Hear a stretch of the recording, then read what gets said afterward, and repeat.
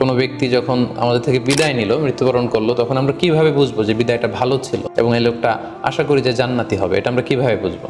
মৃত্যুর সময় যদি কেউ আল্লাহর জিকির করা অবস্থায়, আল্লাহকে স্মরণ করা অবস্থায় কিংবা শাহাদাত বাণী পাঠ করে যদি মৃত্যুবরণ করতে পারে, তাহলে আশা করা যায় যে এই মৃত্যুটা খুব ভালো মৃত্যু হয়েছে। পাশাপাশি বিশ্বাসী ব্যক্তিরা, ইমানদাররা যখন মৃত্যুবরণ করে তখন তাদের কপাল ঘেমে যায়, অর্থাৎ মৃত্যুর পরে মৃত ব্যক্তির কপালে হাত দিয়ে যদি আমরা দেখতে পাই যে কপাল ঘেমে আছে, সোয়েটিং, প্রচণ্ড ঘামছে, এটা দেখেও আন্দাজ করা যেতে পারে বা ধারণা করা যেতে পারে যে মৃত্যুটা ভালো হয়েছে। পাশাপাশি জুমার রাতে যদি কেউ ইন্তেকাল করে, বৃহস্পতিবার দিবাগত রাতে, নিঃসন্দেহে সেক্ষেত্রে লোকটার ইমানদার হতে হবে, সৎ ব্যক্তি হতে হবে। সেক্ষেত্রে এটা একটা ভ্যালিউ অ্যাড করবে যে জুমার রাতে সে ইন্তেকাল করেছিল। রমাদান মাসে যদি কেউ ইন্তেকাল করে, এটা একটা খুশনসিব তার জন্য। পাশাপাশি হজের সফরে যদি কেউ, হজের যে দীর্ঘ সফর, এই সফরে যদি কেউ ইন্তেকাল করে, এটা একটা ভালো মৃত্যু বলে ধর্তব্য হবে।